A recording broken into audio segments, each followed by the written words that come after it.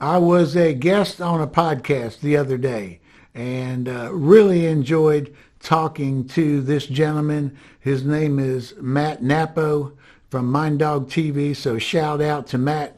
Really enjoyed the conversation that we had about interviewing because he picked up the book and we talked pretty much the whole time about the interview process. And one of the things that I said to him in the midst of the podcast that I realized I hadn't shot a particular video on yet was the fact that when people come into my class, my physical class, and I say to people, maybe it might even be the first thing that comes out of my mouth, hey, welcome to interviewing.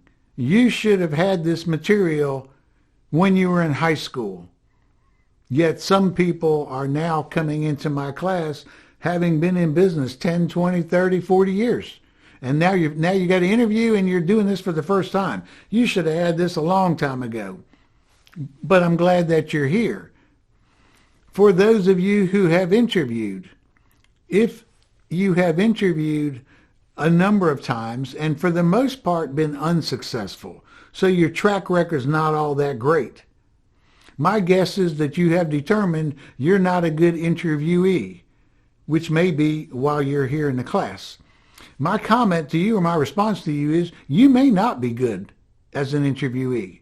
And you also may be very good, but you just came up, you were the wrong person at the wrong time in the wrong place with the wrong team and the wrong manager. This is not just about how well you do, it's about how well you fit the job and the manager and the team and everything else. So you just may have not been a good match for what they were looking for. Maybe there was something in particular that they were looking for and you did not have it. If there's some special skill or a special degree or qualification or certification that you want me to have and I don't have it, but I could do the job, but you got to have that. Well, if I don't have that, I can't count that against myself. So unfortunately, a lot of people who haven't been successful possibly have determined in error that they're not good in an interview. The very same thing happens on the other side. Because I see people nodding their heads when I say, and if you've been successful in just about every interview that you've had, you have probably determined you're a pretty good interviewee. And I see people even nodding their heads. And I say to them, you know what? You may very well be great in an interview. And you also may not be so good. But you were just the right person to do the flip side of what I just did. The right person at the right time. You had something that nobody else had. You were a done deal. You had an advantage over the other people. You were just a good fit for every just happened to be that way. But you actually interviewed poorly. I was talking about that, saying that to Matt because when I decided to take my materials and convert what I use in the classroom to an online class and a book so that regardless of whether you wanted to read, listen, or watch, you could have your preferred learning mode. As we talk about trying to market those products to all of the people out there who really could use them right now, so many people, my heart goes out to you out of work.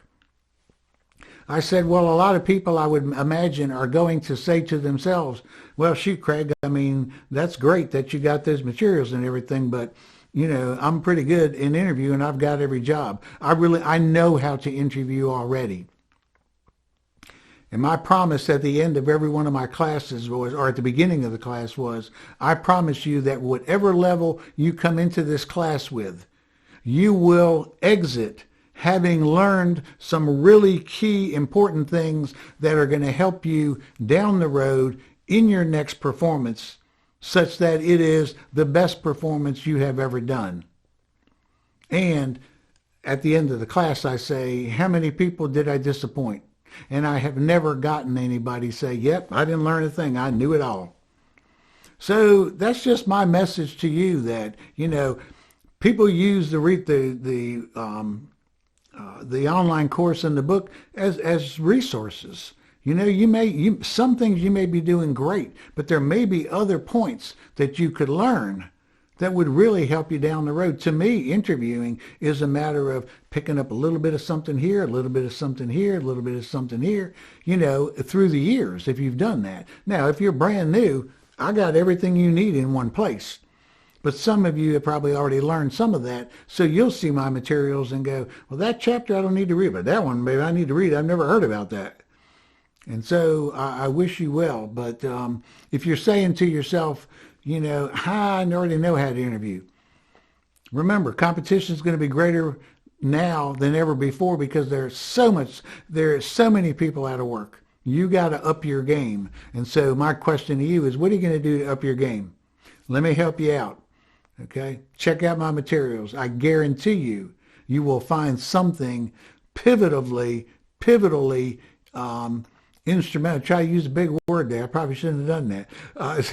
You will find something that makes a big difference. See, I use small words to create big points.